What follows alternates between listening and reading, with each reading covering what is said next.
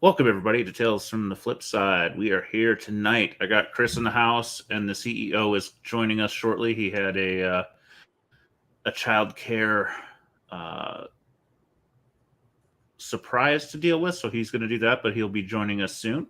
We're going to talk some news with Blade and its lost director and Limbo Hell, and some other cool stuff. So join us.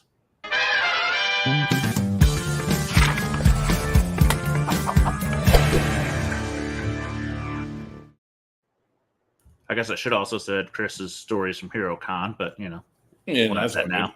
It's all good. So, um,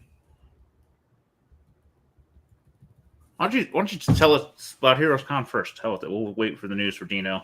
Get a All little right. more Well, feedback on that. so for anyone who has not attended, HeroesCon, Charlotte, North Carolina, it's been going on since I want to say '75. So it is like a staple of the Southern comic book scene. Going back to the mid '70s. Yeah, it's Um, like a top five show probably. yeah, which is funny because growing up, had no idea. But I mean, you live in your own little echo chamber. You don't realize that you got something pretty big deal in your hometown. So for reference, it's my hometown, so I've been going to that con off and on since I was like 7 or 8 years old. Wow. Um, and yeah, so I mean, again, it was another great showing. Creators like Jim Starlin was there, Scotty Young, Jenny Friesen.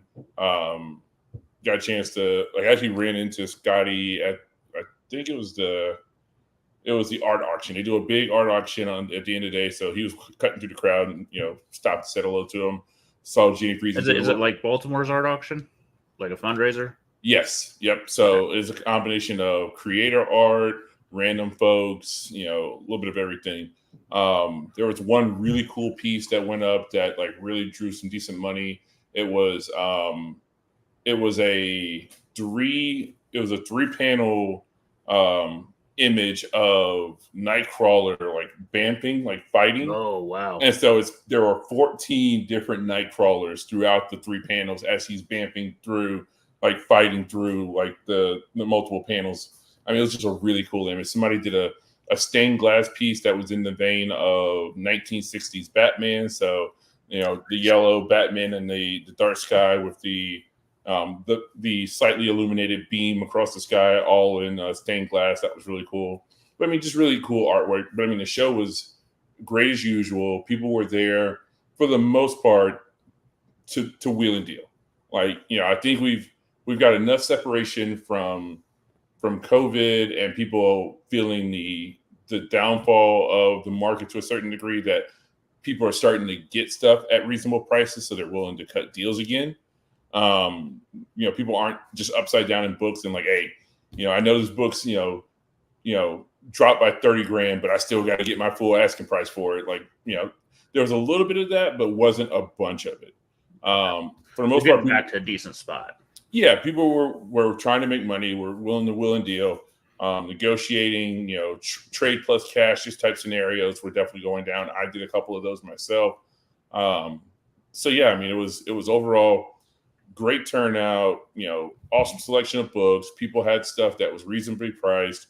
It was funny because I was talking to a couple of vendors there that I've made friends with who were talking about like they as vendors do a lot more buying at Heroes because you can just get into stuff so much cheaper at a Heroes than you can at a Baltimore or C2E2 or a New York or God forbid any of the California cons. Oh yeah. And and I and I mean my logic when it comes to that is it's probably due to the fact that cost of living is so much higher in those places. So you're not only the cost of the acquisition of the book, it's the moving it across places. It's like, hey, for me to be profitable living in California, I've got to make 2x what the guy in North Carolina needs to make off of his books. So I mean, if you're acquiring your collections in the South, you're getting them at Southern prices. You're probably you're making out like a bandit selling your stuff. And again, if you are the type that is acquiring down here and then traveling to a C2E2, traveling to a San Diego, you're making out like gangbusters because I mean, again, those same books out there are anywhere from $50 to $100, where they were 25 to 50 here. Yeah, I mean, even my experience, even in Baltimore, they buy for New York because they know they're going to mark it up again. But I'm sure it's even more so down there. So, and when we were doing IndyCon and there were actually dealers coming, man, they would buy everything. So, Yeah, so I guess my any comments asked me a question about the AF-15. So for the most part, the AF-15s were not priced to move. Like, and it was funny are they because ever? they can be. But what's funny is that, and I'll show you guys in like Doc Joe saw what I was able to get my hands on because he was there. Doc Joe got a pickup. Yeah, Doc Joe got a really cool pickup. But what I was able to acquire while there, I will be relatively transparent about like what it took for me to get them. But I didn't pay much more than the last like recorded sale on GPA. Actually, I basically paid the last sale on GPA for one of them for all Nice. purposes. And so the person, and like I even looked it up. I have the book that is the last one that sold on GPA. So the person sold it to me for like $700 more than what they got it for. Okay. And it is a rare air type of book. So I was very surprised they were willing to come to that number from where we started. So well, then I look forward to pickups to see what this beast was because I saw you got rid of some cool books. So yeah. I unloaded some stuff. So but I'm you'll be able to tell very quickly what direction I'm now heading in my collection from what now is making up the majority of it. So okay. Well, don't get too far down the fucking rabbit hole like me, and everything's like obscure as hell. yeah, I mean, it makes for a fun hunt. I will say that. Like these definitely are like as a hip hop head, these are like your rapper's favorite rappers. Like these are like okay. comic book people's favorite comics. Whereas like an AF-15, an X-Men 1, like those are cool. But this stuff is the stuff where like I had the people at like the Metropolis booth and Heritage being like, that was here and you got it for how much? Nice.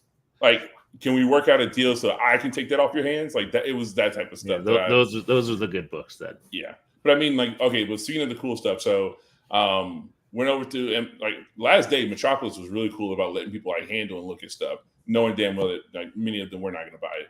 Like I got a chance to hold a Action One. I mean, it was a 5.5 restored, but that's still like a 300 grand plus book any day of the week.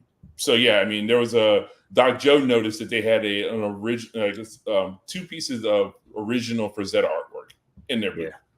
Like they had a little small piece that was like 12.5 grand. And honestly, if I had saw that earlier, I probably would have worked out. Maybe you had gone the route of working out a trade for that guy over what I ended up acquiring. But yeah. I the issue is like you got to be real sure it's legit.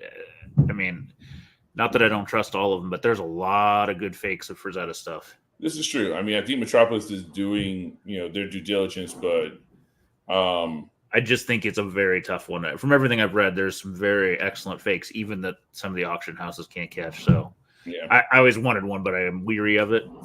Was the Thunda page there? I believe so. Yes, that was the full page they have. Yes. Okay. Yeah, I saw it on the auction. It's the only book that he did the whole interior for, and they had a page up, and I was like, damn. Yeah, I haven't seen one of those before. So. But yeah, and I mean, those guys were cool to talk to. Other like mid-level creators were just running around, and they were just fun to talk to folks. But I mean, it was just a good time. I mean, like, and good. Again, like, so to preface this for anybody who has never attended a Heroes Con, it is very much so a comic book convention. Like all that other stuff is very much so secondary, and is like pushed over in a corner. Like Main Street, as we refer to it, is like, so basically they separate talent from sales, like general sales stuff, by a main drag that cuts straight through the center of the convention hall. Okay. So if you're on the southern half of the convention hall, it's all sales of some sort. It's all stuff that's being sold.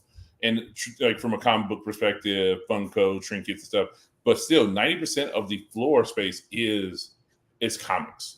I mean, and like everybody's there from like Dale Roberts to Bob Storm to everybody in between that you've probably run into at C2E2, or Metropolis or NYCC. It's one of the cheapest cons to booth up as well. I think Chung was talking to somebody about it. I think he was talking to the guys at Shortbox. Shortbox was there as well. Comic Connect, / Metropolis was there. So all of the major players in the auction houses were there and represented thoroughly. But Chung was talking to Shortbox, and I think he mentioned that like to booth up there was $200 cheaper than Baltimore. And Baltimore's for a big show reasonable. Yeah, and so they're $200 less than that. Nice. Yeah, I can't remember the number, but it was. I don't even know if it was 1,500 at Baltimore. Yeah, maybe right around there. Yeah, I think for a small booth, you could get in at like in the sevens. Yeah, potentially. CGC was in attendance as well and was doing same day. Grady. Yeah, they haven't done that in forever. Yeah, and what was that flying? I mean, the line stayed long and busy the entire time. Like basically, people who were trying to get books, like graded so they could flip for the show. I got in there basically within an hour of things starting on Friday, and the line was already comfortably like 100 people deep for CGC. Wow. And then I overheard people being like, "Yeah, man, they said it was going to be like 3-hour turnaround time." I was like, "Oh, you sweet summer child! Like you are not going to see them books until maybe tomorrow midday. Realistically, you'll probably see them Sunday morning." Like, I mean, but I remember Baltimore. I'd be the first guy in, and we would still be sweating, missing our flights. Yeah, because they weren't. Nothing got done till the last minute. Yes. So. Which is also funny because speaking of missing flights, almost everybody from CGC's flights were delayed or canceled. So out or in? Yeah, out. Okay. Yeah, so everybody who's heading back to Florida or wherever else were. I follow Brittany from CGC, and she posted about the fact that like everybody was just basically like sitting like Indian style in the floor of Charlotte Douglas Airport, with canceled flights waiting to get back home. It took them, I think they were comfortably all like delayed by like a day or so getting back home for the most part. Yeah, that sucks. At that point, they're almost got to think about driving. Yeah. Rent themselves a big old bus and move on. All right. Well, let's go to the news. Doesn't look like the CEO has won the war with the child, so we'll march on without him right now. Big news.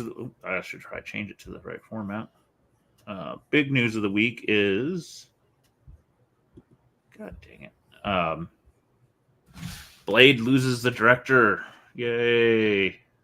How long till they lose their star? Or everything else? I mean, the way the conversation seemed to be going, that's probably about to happen very soon.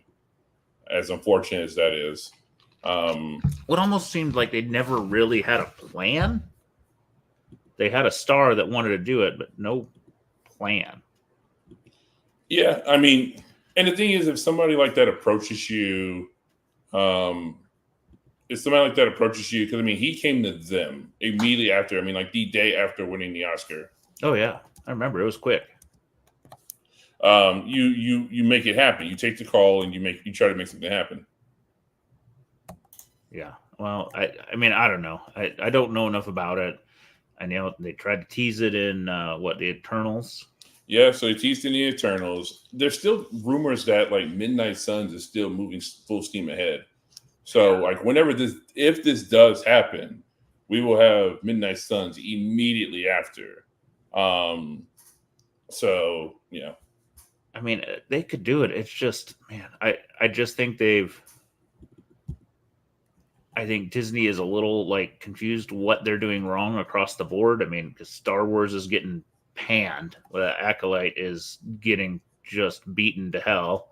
Which that's not fair because it's actually pretty damn good. But people have their issues with everything. Yeah, especially with anything that leans a little too woke for their taste. Whatever that means. But I mean, it actually is good Star Wars. It's good Star Wars that doesn't actually involve the Skywalkers, which I'm all down for because I'm Skywalker the hell out at this point. Oh, yeah. I mean, like, can we just do something else other than like finding a way to tie it back to the original trilogy? I agree. I have not committed to watching it, but I just think they can't figure out their audience, and they play to one end and get beat by the other, and they don't play to the end and that doesn't do any better. I just don't think they can get to a point that they're going to win. It's almost like the world is split too much and nobody's going to meet anywhere in the middle. So if they don't pander to one side, they lose both sides almost. I read this too. Hi, everybody. Ali's lawyer was saying that this is taking 5 years to make or in development, whatever. He's never seen anything like it. Oh, yeah. So FYI. I mean, you don't need an 80-year-old Blade the way it's going. Yeah, I mean, you're going to get like 2 good movies out of him before he's like, I'm trying to go do something else. Also, I mean, let's be real about it. Like, they're holding up him being able to do anything else. Yeah, I mean, he's in his prime right now. He should be hitting all cylinders and doing everything he can. I mean, he won the Oscar, and then this happened, and then that's been it. I don't think there's been a Mahershala Ali movie. Oh no, I take that back. I think there was something involving him. Let's see if I can find it. But he's just not been widely used. No. You can definitely absolutely say that his career definitely was stalled thanks to him focusing his attention on trying to make Blade. But did you Hidden Figures? Or was it Hidden Figures, or what was his Moonlight? Right. It was Green Book. So it was Moonlight and Green Book were the 2 back to back that really made him. And then he did True Detective, right? And they did Invincible a little bit, but Eternal, Swan Song, Spider-Man, Leave the World Behind. Yeah, I mean, it's not been super busy. And then upcoming, he's going to be the new Jurassic World, right? But yeah, so have we seen this in another actor? Kind of, I guess. Let's kind of compare. I don't think have we ever seen somebody in the prime of their life get stuck on something like this? I mean, I guess it's different now with so many. Well, he also might have just then picked up so many projects that they're all kind of slow rolling too, though. Yeah, maybe. You know, you get the hot guy and he's going to do 4 or 5 projects, but they just haven't all gotten to the end, maybe.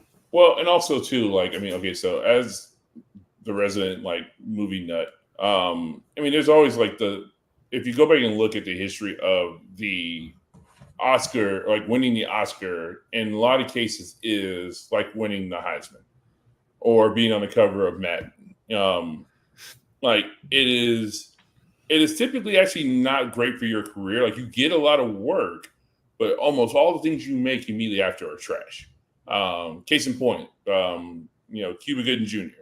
won the Oscar and then I think the very next movie was Boat Trip and stuff like that. He was making horrible comedies following Jerry Maguire. How about this one? How about Halle Berry wins Monster Ball, right? Die Another Day, X-Men 2, Gothic, Catwoman, Yeah, she's the only person apparently who has ever won a Razzie one year and then won the Oscar the very next year. Right. I think whatever she did before Monsters Ball won her the Razzie. Catwoman, I think. Maybe it was Catwoman. Yeah, actually, I think it might have been Catwoman. Won her the Razzie, and then she turned around and won the Oscar, or vice versa. Yeah. But yeah, it's a prime example. Her career, kind of faltered a little bit. The movies weren't let's quite be honest. good. She made let's be honest, boys. We're 18 minutes, and she made a shit ton of money. So it's Yeah, I mean, it's the game of do you want to be acclaimed or do you want to be wealthy? Because you may not be able to pull off both. Yeah. But yeah, I mean, no, it's a good topic. I mean, I want to see the movie get made, but this just doesn't look good. I mean, this is director number 2 or 3 at this point. And we obviously we want a good Blade movie. We don't want Sony, Madam Web, all those shit. Morbius. Just we don't want to tarnish because the original Blade for what it was a good franchise. Well, and the problem too is listen, we don't have to reinvent the wheel, right? I mean, Blade was a great movie. I'm not saying you need to put some fucking disco or some fucking vampires in a goddamn dance club and let's make it happen. Yeah, I mean, let's not turn it into The Crow, but still waiting for that disaster. I guess this is, I don't know if it's spoilers, but we knew it was going to come to an end. The Boys. Well, they said it wasn't, then it was, and then it wasn't. So it's confirmed. The Boys End was season 5 at Amazon. That's probably now. Okay. Now it does say at Amazon. I don't know if that does that mean. No, I mean, over? Yeah, I mean, like they're going to tell the story that they intend to tell, and that's the end of it. Because, I mean, it's the joke that's being made by everybody who is like reviewing geekdom stuff, like at a professional level, and they're just like, you can't keep doing this every single season. I mean, it's a complaint I made where it was like, so we're gonna have another season where they're this close to being able to kill Homelander, and then either they are this close to being able to kill Homelander. Homelander's this close to being able to kill them, and ultimately the season ends with nothing actually mattering or of any real merit happening when it's all said and done. It's like superhero spy versus spy. Yeah, exactly. It's like we're making no progress. Like we introduce characters to kill off characters, but we don't, for the most part, touch anybody at the core team. Like nothing impacts or affects them in any sort of way. And yeah, it reminds me. Remember that when they did Star Wars, the Family Guy Star Wars, and they like go out and the thing. They're like, "We're going through a meteor for," and they're like, "Oh, I think we'll be okay because every main character's in the ship." Like, yeah, it's like we all know they're not going to die. Well, I mean, it could have been way more. I mean, nobody wanted Homelander to go away because he's like an iconic character. But man, it could have been an interesting twist if they would have fucking let Soldier Boy kill him and then just seen what chaos that could cause. Sent it in a whole new just direction. I've been watching a lot of Archer, Netflix. Like, Chris, what do you think they do? Like, just do like a bunch of like bots, like turn them into Barry the Cyborg or some shit. Yeah, I mean, I didn't even realize Boys came out until I think it was, or did they all come out on Friday? And I was just watching it for the first. They all dropped on, I want to say, like Wednesday or Thursday. Like I totally was unaware of it before. And was like searching for something to watch, and I was like, oh shit, there's 3 episodes of The Boys. I stopped at, I hate to say it, boys, I stopped at season 3, I think, or 2. I don't know. Well, that's the last season. Yeah. So. I think the issue is it's harder to go for shock value at this point too, because they've already thrown most of that at you. Yeah. So, I mean, it's had a good run. Like it was never meant to last forever. Tell the story, finish it, and don't let it become The Walking Dead. Yeah.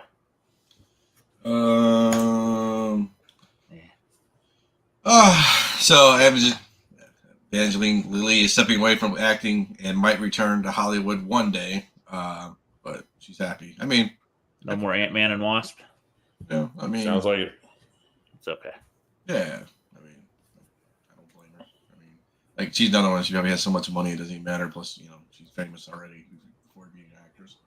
So. Yeah, I mean, it sounds like she was looking for an exit strategy a couple years ago, and I guess we're just not used to seeing it. Like we're used to actors being like, "I'm gonna do this until they won't let me do it anymore." Well, at least she's going out on her terms, right? Because remember back in, I guess, 10 years ago, girl, if you weren't a hot young actress, right, you're an older actress, you were getting kind of shelved.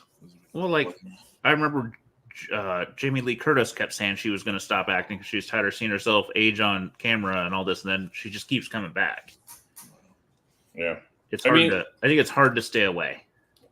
I think it's the issue of it's the reason why Jordan wouldn't stay retired. It's what do you do when this is all you've ever known? I mean, look at Brady. Brady's doing NFL broadcasting. He just can't get away from it. You know what I'm saying?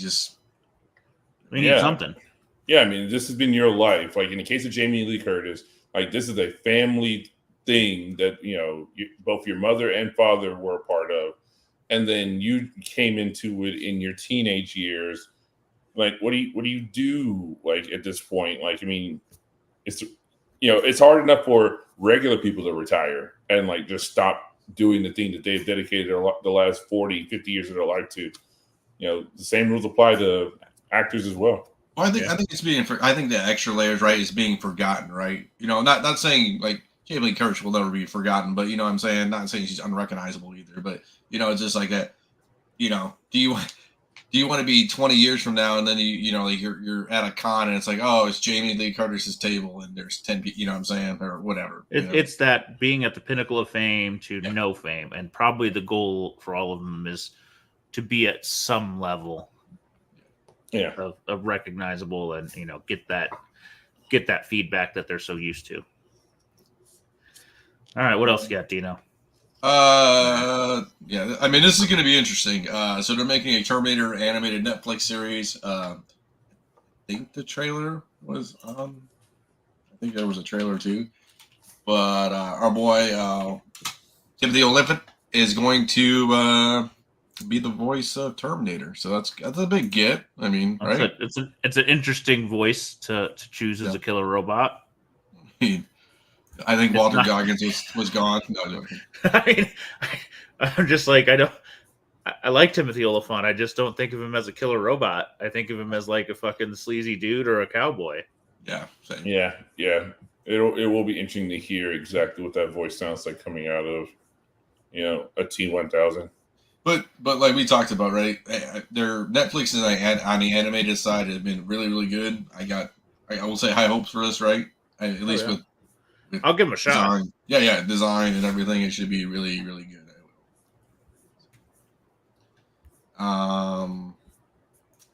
Quickly on these two, just Deadpool Wolverine merch, life-size statue of Wolverine in Japan. So pretty cool. Deadpool Wolverine. That was spotted. And Chris said this: the new hotness, the new hot toy out. Wolverine is this isn't not life-size, but is this like a big boy statue? Oh yeah. This thing's like, I think, knocking on 24 inches or something like that. Like, damn. Those statue guys fucking love their shit. Yeah, like because as a statue guy, I can't get it. It's too much, dude. I don't have room. Yeah. Well, I mean, with the hot toys, like, I mean, they're fully posable. Like, I mean, hand sculpted, like hair individually, like placed inside of the hair, the head, and stuff like that. But the really cool thing, though, is that you get nice, good detail, though, because they give them production photos. So, I mean, a lot of times, I mean, because this is actually what spoiled the Kill Panther reveal in Black Panther 1 was that they accidentally released a hot toy of him as like unmasked, and that gave away that that happened in the movie. But yeah, I mean, I just love the level of detail on this because it's got the options are a masked, unmasked head, sleeves on, sleeves off body. So yeah, I mean, like, you get all the different levels of detail, and I think it's really cool. Not necessarily my thing, but it's definitely cool to look at to see like what we've always wanted out of a Wolverine, on-screen portrayal. For sure. I mean, if you go into a statue guy's freaking like throne room, it's intense. And I'm not saying it's not cool because it's cool to see, but you're like, damn, it's a lot of space. Yeah, very much so. And they got to, if you're going to do it, you got to display them right too. You can't just have a couple of them on a shelf. So here's you can see everything. That's $261. Is all. Oh, that's not terrible. Yeah, that's actually pretty reasonable. Let's just do something. So obviously, you get interchangeable heads. You get some cool Tasman Claw stuff.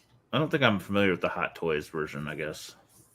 Yeah, I mean, they're just like super, super detailed, movie accurate, like action figures, fully opposable, multiple heads, multiple claws. So they're the ones who did the really detailed, like inverted costume from No Way Home.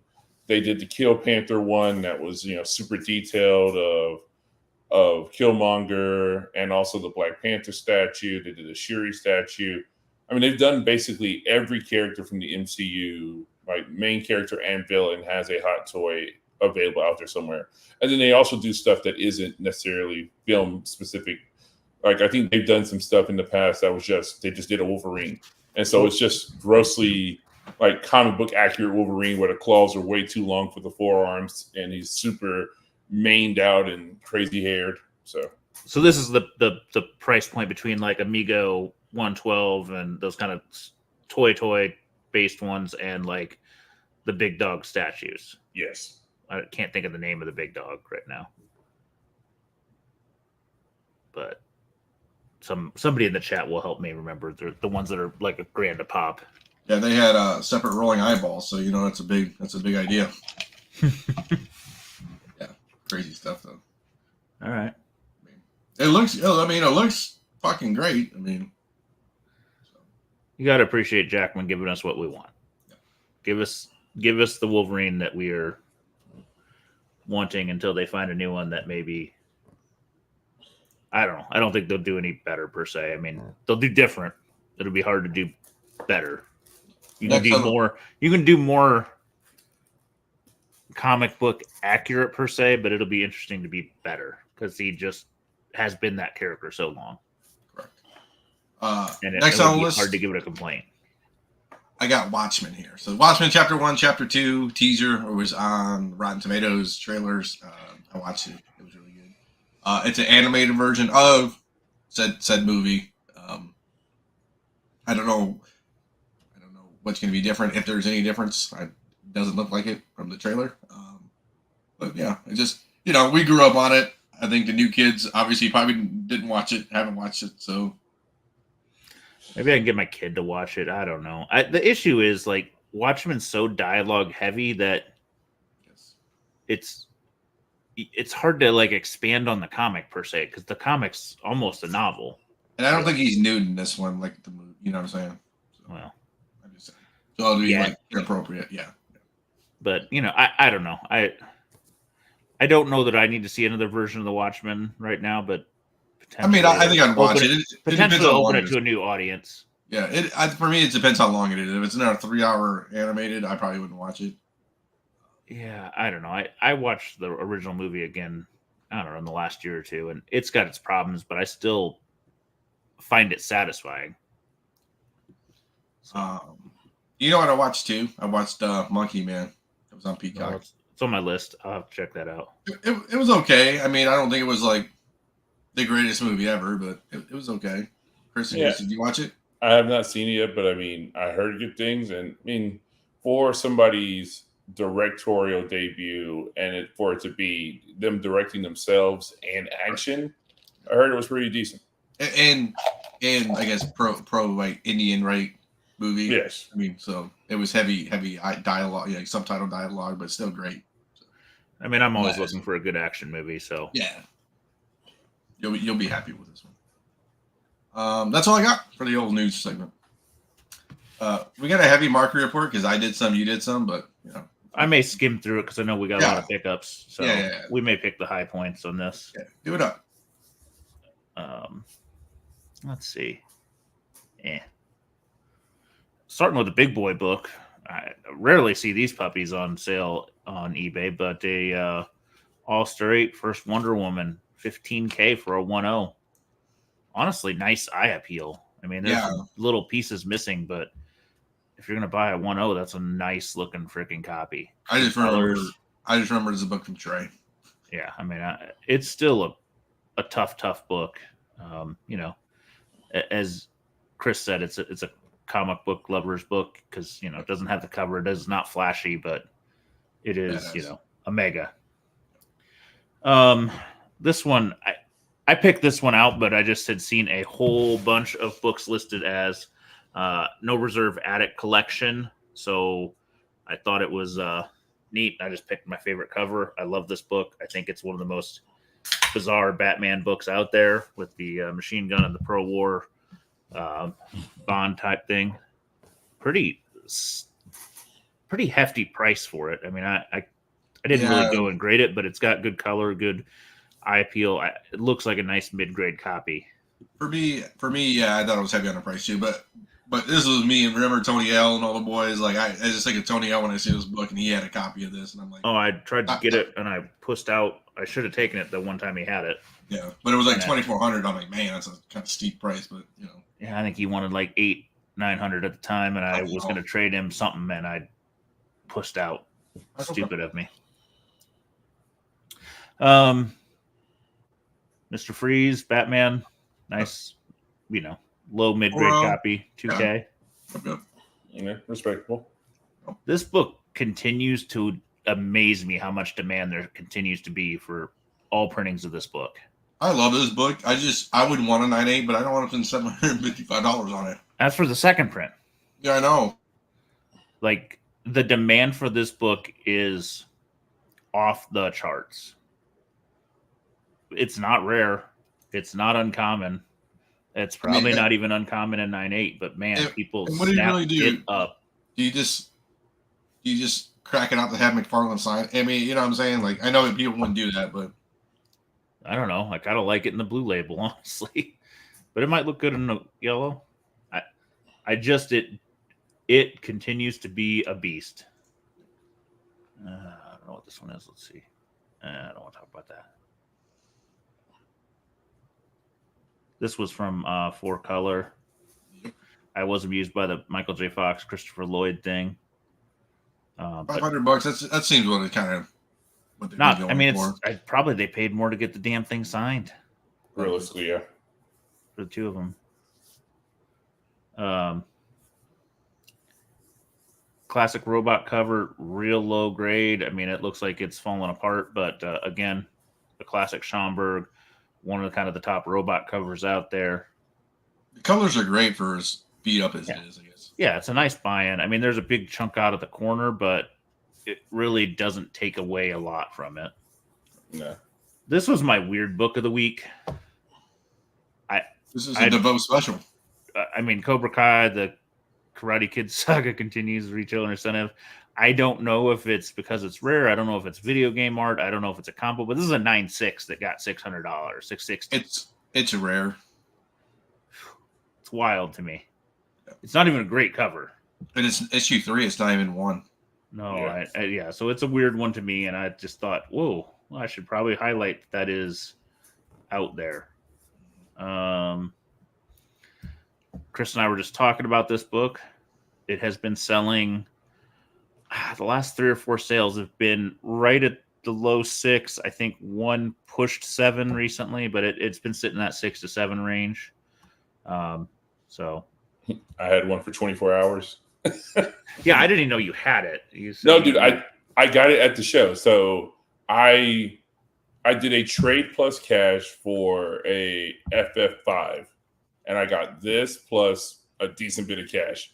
And then basically sold it to another dealer before I even left the con, because I was like, I've spent a lot of money. I would like a little more cash in my pocket, and this isn't a book that I really need to have. Also, to be real about it, it was not a pretty 9.8. It was probably closer to like a 9.4, 9.6, but it got to 9.8. So I was like, There are some not as nice copies. I've owned 2, and I sold the one that I liked less. Yeah, so I let that one go. I was like, it's not a book that I need. It was a cool one to have for about 24 hours, being like, oh hey, I got a Crow 1. Sometimes you're just checking off that I've had it. Yeah. Oftentimes I've had books for sometimes they sit in my collection a year, and I'm like, I'm good. I've owned it. I'm moving on. Yeah, that's kind of the way I got with AF-15s. Was like, I've had one, then I managed to get another one. I was like, cool. I had the wild hair to maybe try and get another one at this show, but nobody was like really trying to play ball. So I was like, okay, cool, you can keep them. I would like to own one at some point because I foolishly have not, but I'm not dying, and I'll just see what happens on that. Yeah. This one just caught my eye. You don't see a ton of high grade demons. It used to be a ridiculously hard book to get in high grade. I actually looked at the census today, and it is no longer a tough book in high grade. I mean, there was, I think, 20 some 9.8s, which at one point there was like none, and that was like 7 years ago. So I don't think many of the books that used to be thought as tough in the Bronze Age are tough. I just don't think anybody cared to grade them. Price point wise, this one in 9.4 has been selling the last 2 to 3 years, anywhere between 600 and about 375. So it's kind of in the middle of that range, a little maybe the 3/4 point. It's a cool book, but I just don't see that DC can pull anything off with it, or it's going to gain significantly more popularity. I was just amused this was so much for a 9.0. I mean, this Lady Deadpool stuff is still, even though they keep quashing rumors, people keep buying it. I am aware it's a tough book, first appearance, but this is even in the ugly ass CBCS label. So it surprised me. Here's Chris's favorite book. It just keeps coming back to me, man. Like there was another one I came across, and I was just like, do I buy it raw again and sub it? Like it's a hard book to get rid of. I'll be real about it. Well, the only reason I even put this in here, it was a 9.8, and it says new TV show, which apparently we all didn't pay attention to or didn't talk to, or I wasn't here about. But there is. I don't think you were. I talked about it. Like there is an animated show on at Fox. Yeah. I don't know if it means on Fox, but at Fox. So I guess it could be a cool kind of anime-based show if they went that way. I mean, if they, when it comes to Dungeons and Dragons and stuff like that, they did that cooking show, which is like Dungeons and Dragons with a cooking show on Netflix, which is really good. But if they put that kind of effort into it, you know what I'm saying? I don't know if it's animated or not, but I'm just saying, like, I mean, there's a lot of stories out there. It's an IP that's not been addressed. So if somebody does a good job with it, they can do a good job with it. It's a cult book that is just strange, Do the Eminem book too. Oh, did I have that one? Yeah, I made it. It was me. Yeah. Where's it at? Okay. This one. Oh, I just had a different one. No, sorry. So this is So there's Shitty Comics, Eminem, Snoop Dogg, Board Ape Yacht Club, CGT 98, limited to 1,000, $185, man. I see them going for $200 or $300. So I know people around here. We do some crypto, we do some stuff, yada yada yada. NFT. When is this from? When? Yeah. This has to be like probably 2021, I would think.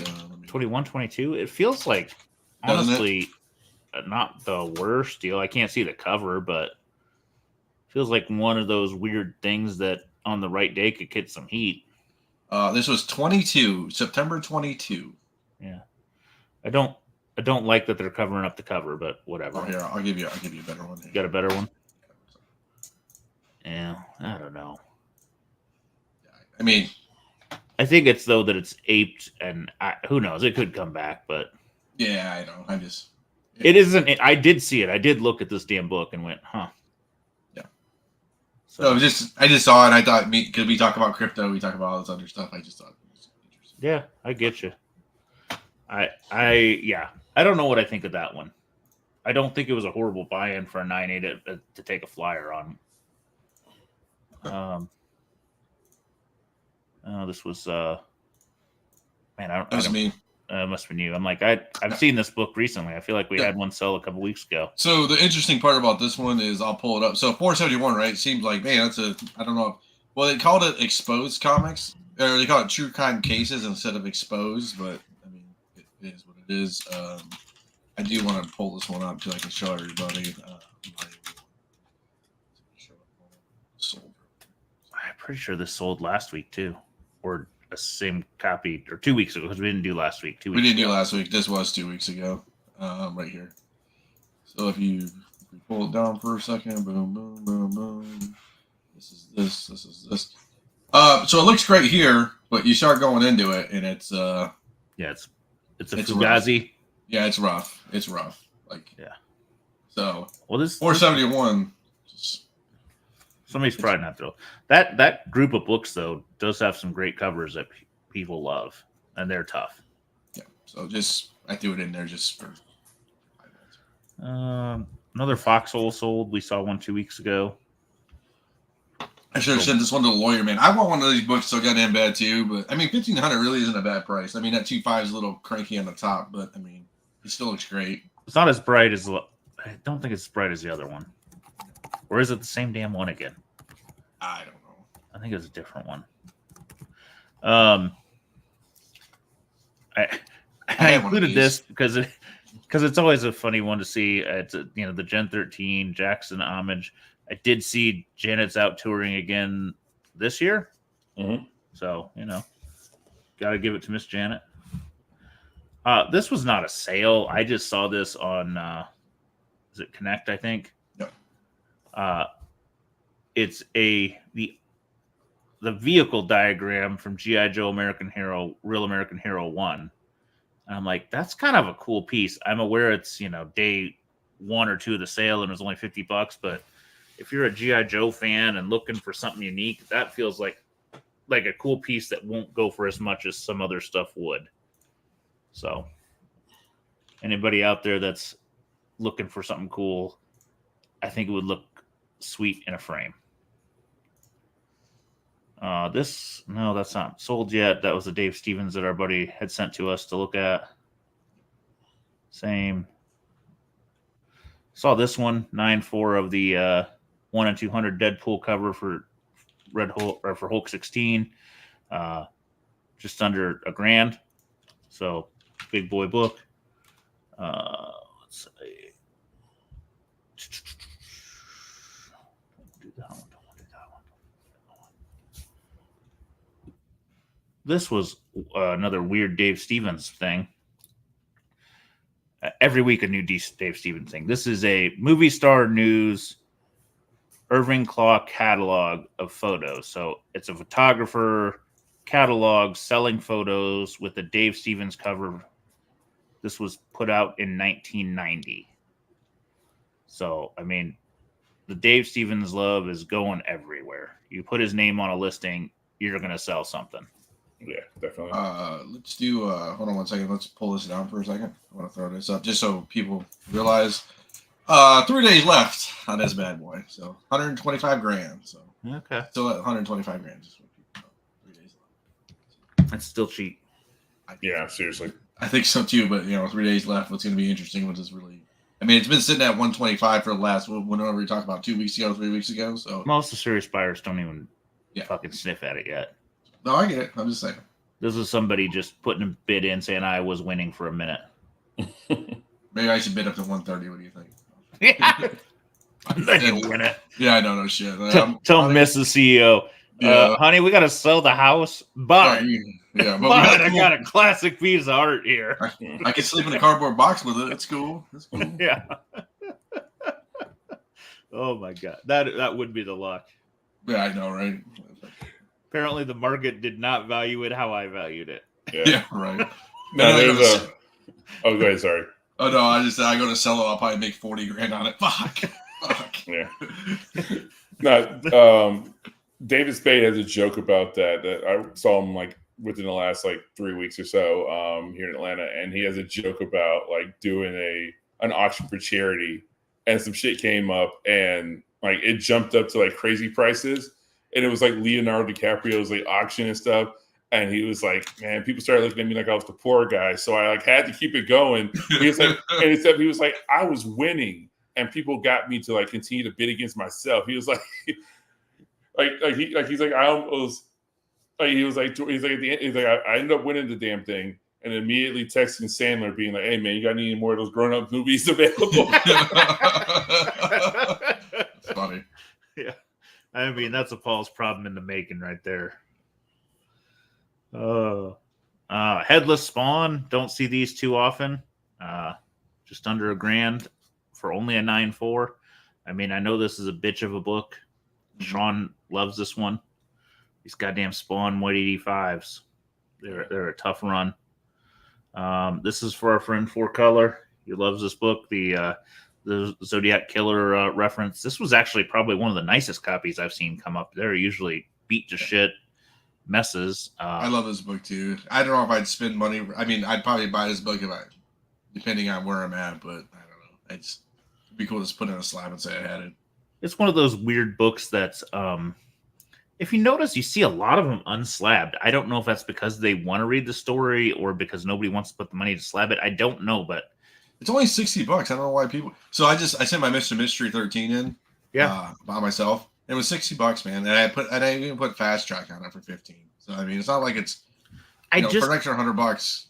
I don't know if that's the point. I just wonder if people want to see the story and read it, because I don't know if it's just comic fans buying it. It could be like that crossover book of it's more those true crime people that just want to see it. And I know people like to flip through pages, but I can do it online too. I'm not saying I'm not being pretentious about it, but There are those purists out there. I I mean, know. like, Anna Love has multiple books that I would never think about keeping raw. I That, know. Yeah, I don't know if it's truly even comic folk. I think it's a different beast of like books and magazines and pulps that is into this thing. It's I think it is probably tactile for them because I would say a vast majority of these we see are sold raw, or a lot of people are finding them and just flipping them quick. I don't know. Probably. So this was one I don't know if I was aware of. I did know that there were 3 books that came out. This was like that Rust Yes. Spawn ad thing. And I knew there were 3 books that had it. There was the Rust. There was one that was, I don't think it's Rocketeer, but it was like, maybe it's a Valkyrie. One of those characters that was from another universe that happened to be over here for a while. And I guess this is the 3rd.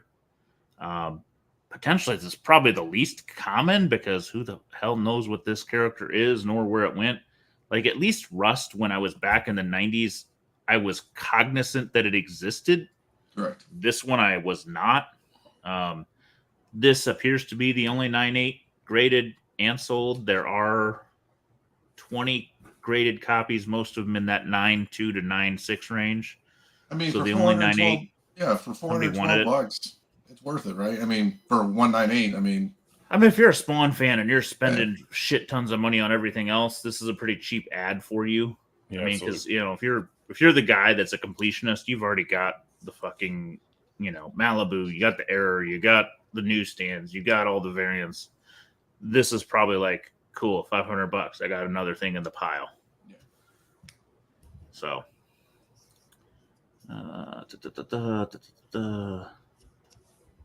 talk about those. And this is just because we've been talking X-Men a lot. X-Men 102, 9.8, Juggernaut Origin of Storm, $1,200. I mean, it's not a key, but it's not one that I would traditionally think of, but it's also pretty early in the run, so pretty solid price, I think.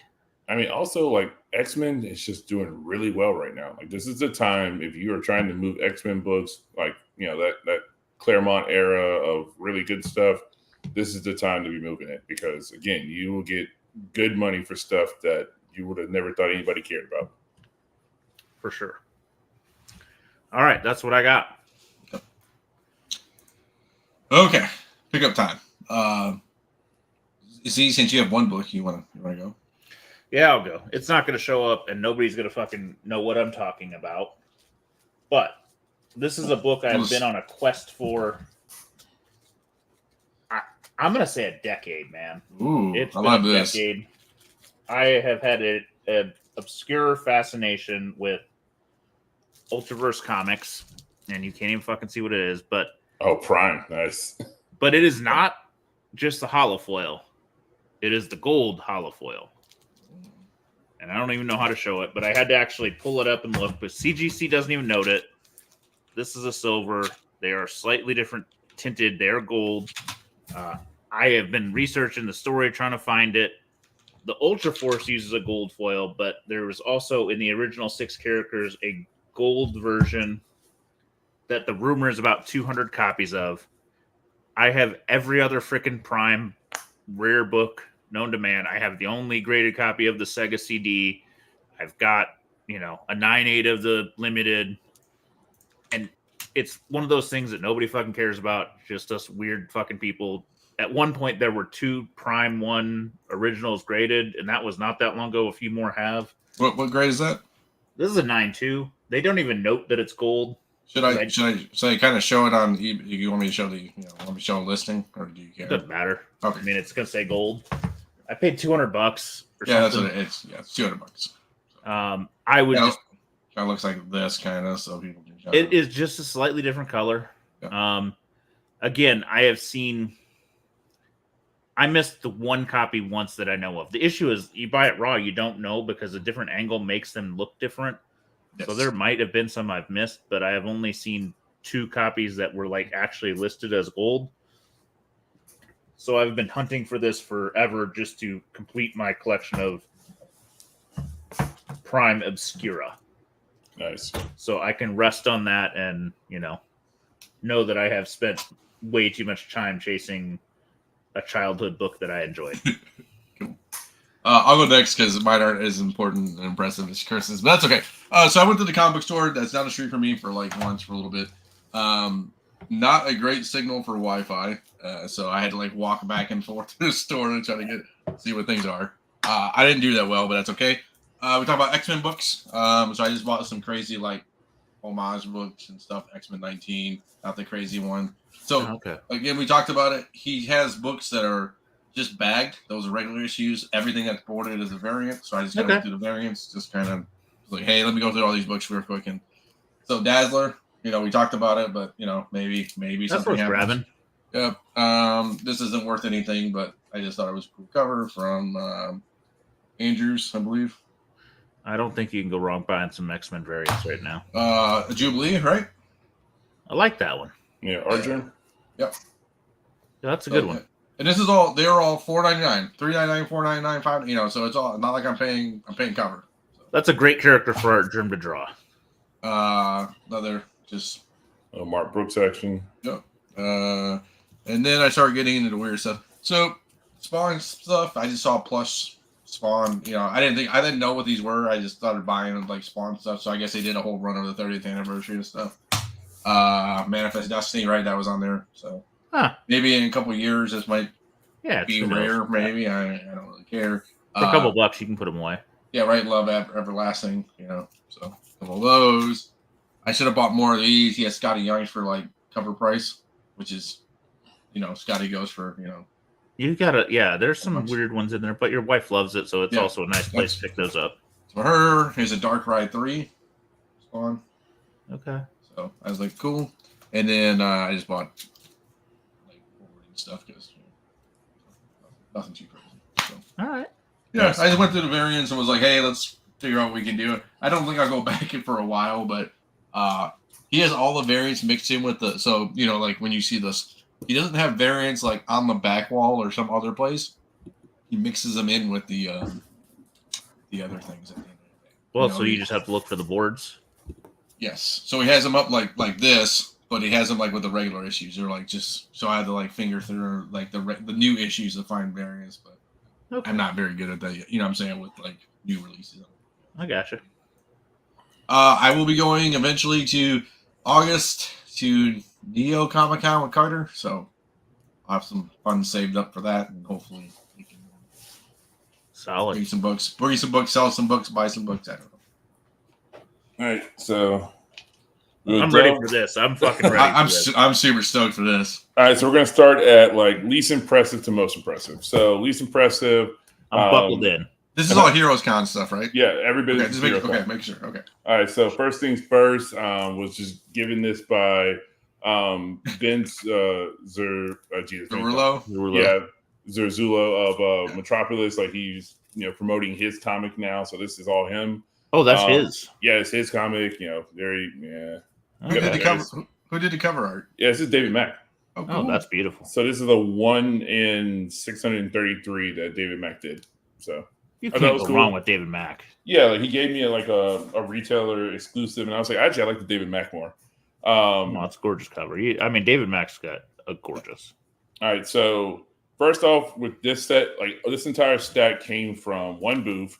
So I want to first shout out once again, Dangerously Terrific Comics. I linked them in the private chat, so if you want to throw them up somewhere, just so I can shout them out again. Again, these are some of the best people in comics. Like they're just like good dudes. So that's their secondary eBay store.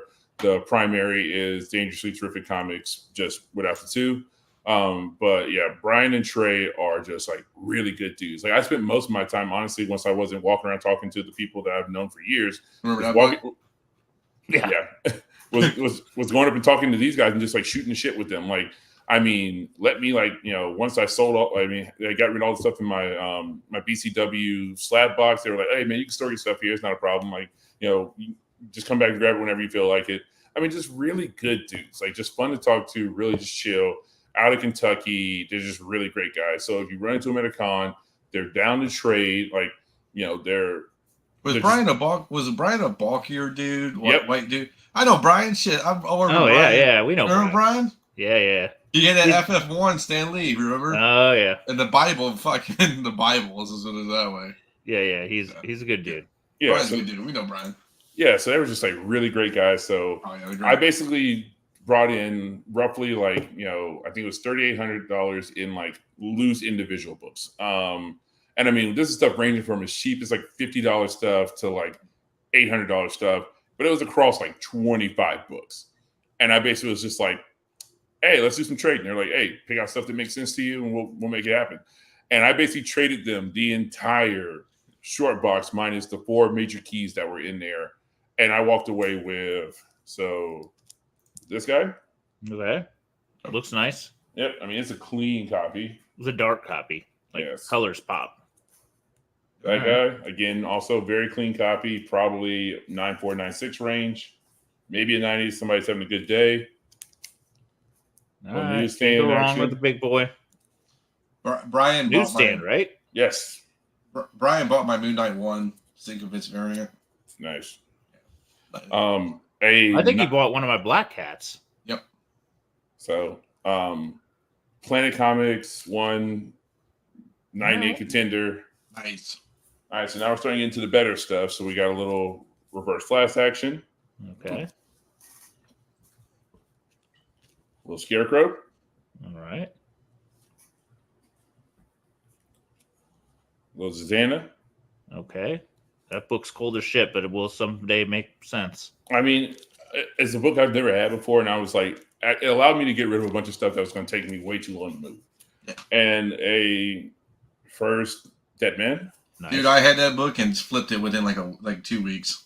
Yeah, the last copy I had, I flipped within like 4 hours of getting it. No, people are all over it. I'm like, damn it, I wanted this book, and somebody gave me crazy. I'm like, God damn it. Yeah. And this is the last one I picked up from their booth. It would be... Okay. So this is the mild stuff. Now we get into the wild stuff. So all right, we're ready. Let me preface this with, I went to that show with the stuff that I traded to them, and my FF1 and a 6.0. Okay. My Hulk 181 and a 9.4. Okay. Giant Size X-Men 9.6. Okay. And FF5 6.0 White Pages. Okay. This was a deal that I ended up working out with somebody on eBay. After I sold some stuff, I was like, okay, well, somebody had one I was willing to trade for, but they wanted cash money, and I was more interested in trading. So I was like, well, instead of trading and taking less value on my books, I'll just sell my book and go buy the one I found on eBay. So, damn. Let's go. So moving into my my PCH bag now. So let's go. There's one book. This one actually was a trade. Well, before I get to that one, so again, sold the FF1, walked away with some cash, and with a check, and I had enough money in the bank to cover this. And the person wanted, what I was trying to do was basically trade my FF and then have them throw me some cash, but the book was on consignment, and they were like, well, really don't want to do that. And I was like, I get it. So once I had, the cash to replenish what I was going to lose by buying this, we started out at, I want to say 25. I walked away with it for 23, I want to say. Okay. Damn. Oh, boy. That's a big boy. Yeah. But it still gets bigger. Holy shit, you went bigger? Oh, boy. So. My penis is shrinking. This one was a trade plus a little cash. The Hulk 181. The Giant Size X-Men. And a little bit of cash. Oh, let's shit. go. Look at you. So needless to say, I'm in my pre-code horror bag now. I'm chasing all the quintessential covers in as high a grade as I can get them in. Did you collect pre-code horror before this? Kind of. Nope. Oh my man, look at you. You know the pain of that was I've sold all of those. Yes. 2 of the 3 in. No, wait. 2 of the 3 in lower grade. 1 of the 3 in higher grade. But man, that is a haul. Yeah, That is a beautiful haul. And I've got my eyes on something else that. Well, I'll just be transparent with it. I've already acquired it. I should have it probably in the next week or so. And to make that make sense, it's bigger than those. Or in the same ballpark. In the same ballpark as those. But this will be going away and what's coming will take its place. All right. I don't disagree with your theory because that pre-code stuff it's not going out of style. Yeah. Well, I mean, and it truly was a scenario where, like, you know, like dealers were just like, this was at the show. Like both of these were at the show. And they were like, and the dealers were just like, yeah, the FF1 might be worth more than each one of these individually. They were like, how many FF1s are in this building right now? I was like, I personally have seen like 7, with at least 3 of them being 6.0 or higher. They were like, yeah, how many of these are in the building? I was like, there was maybe 3 Chamber of Chills, 1 in a 4.5, 1 in a restored 1.8. This was the only Black Cat in the building, I believe. Oh, Black Cat's a bitch. Right? Yeah, so, I mean, it was just... I mean, when we did it, right? When we went to Baltimore, there was nobody, like, we had deep recode horror in Baltimore, you know what I'm saying? I mean, I sold my Chamber of Chills 15. I can't remember if it was a 5.0, and this was, 4 years ago? Yep. It was right after COVID, 21 maybe? Yep. And the only reason I sold it is he walked up with fucking a wad of cash, and it was either 13 or 15K. And we all talked about it at the booth. I'm wandering around with that in my fucking pants, but I'm like, I can't turn that shit down. That's fucking cash. Yeah, we all talked. We all sat there and huddled for like a good 15 minutes, and we're like, it's cash, man. Like you do so much more than, you know. And I mean, he literally put on his wall for maybe $1,500 more. Yeah, that was it. Yeah, so there's somebody in the comments, no punch 12. So there was a punch 12 there. Oh, well, that's the fucking grail. Yeah. There was a punch 12 there in a 1.5. It was Metropolis's book, and they started out at 22 asking. And once I had sold and had the, I was like, okay, I feel comfortable going after it. I came back and it was fucking gone. No, of course. Yeah, it was gone, and I was like, well, how much you guys sell it for? They're like 18. I was like, motherfucker. Punch 12.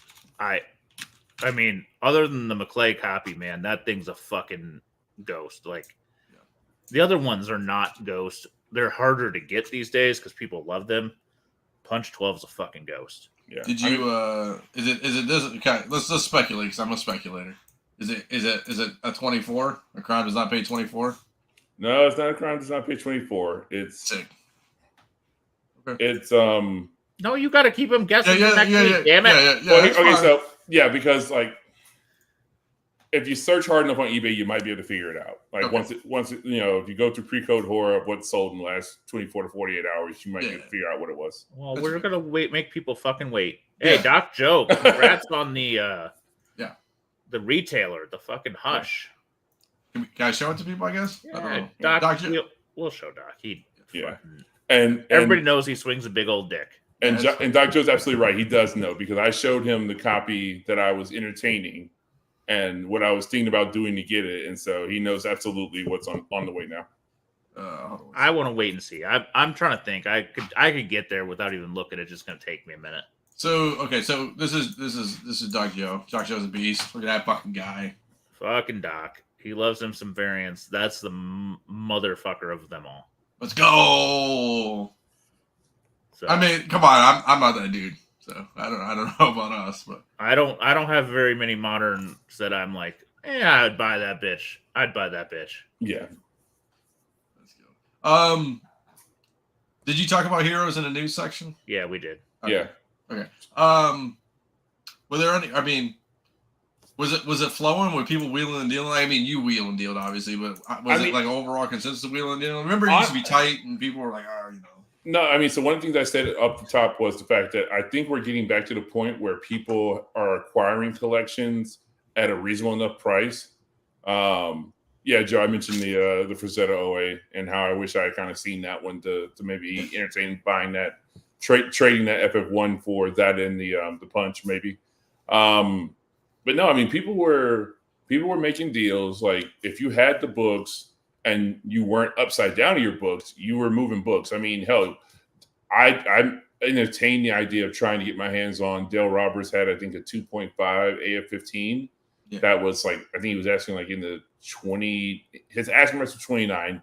I'm pretty sure you probably, if you had cash, you probably could have got it for somewhere, in the 25 range or maybe the 26 range. Dale's a good guy, dude. I mean, we all know Dale. Dale will work with you too. He's not like one of those guys, Yeah. So, so yeah, I think, if you had the money and you were there to play ball, people were definitely willing to make deals and stuff, because I think, again, there are still books in the building where people are upside down in them. They're just like, I've got an absurd asking price on it, and it is what it is. At some point, you just got to accept the loss, put it towards, claim the loss on your taxes if you're a business, and move that money into something else. I mean, that's kind of what I did with it. I mean, that FF1 I was upside down in it. I will wholeheartedly admit it. Like, I took a loss on it, but I will damn sure claim that into my taxes as part of the losses for this year.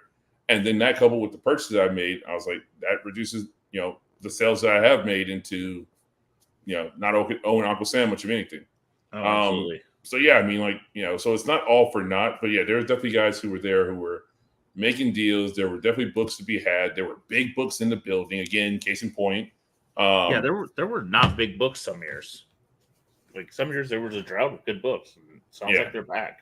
There was a little bit of everything. I mean, if you wanted, high grade Hulk 181s, they were there. If you wanted high grade, FF1, they were there. If you wanted decently high grade AF-15s, they were there. Like, I mean, the horror dudes were out. The Western guys were out. I saw a booth that was dedicated to just like, like recent history horror. So like, the Halloween books, the Jason books, the Freddy my books. wife. Yep. Yeah, I saw that booth. I was just like, man, I know somebody who would love this booth. But I mean, there was people who just like found their little niche in their pocket, and they were just like working in it. And I mean, everybody was willing to make a deal if you were there to play and spend money.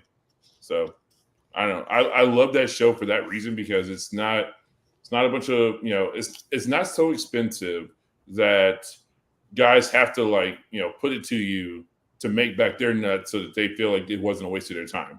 Like most people who are there are in a position where they have made their money before the doors are open, because the dealers have come around to them and bought. Yeah. And I mean, there are guys out there who use this show solely for buying. Like I ran into the guy who owns there's a shop called Cloud9 out in Portland. Yep. He came there solely to buy. He was not there at all with any intent on selling. He came to buy. So he basically had a truck, and he was basically buying, loan boxes and stuff from people and loading up to take back to his shop, because again, even with no taxes, Portland costs for acquiring books is going to be quite a bit higher than North Carolina, acquiring book costs. So if you're smart about it, you buy it at Heroes, and you sell that stuff all over the country throughout the summer at a higher, return. Yeah, you get, that's what I'm especially if you catch the smaller guys that are like, I don't want to take this shit home, man. Yeah, that's another thing too. There were definitely people who, like, when the end of the day was done, if they were like, smaller people, they were just like, man, I don't feel like taking this shit home. And people increased, $20 a long box, $25 a long box, and it was gone.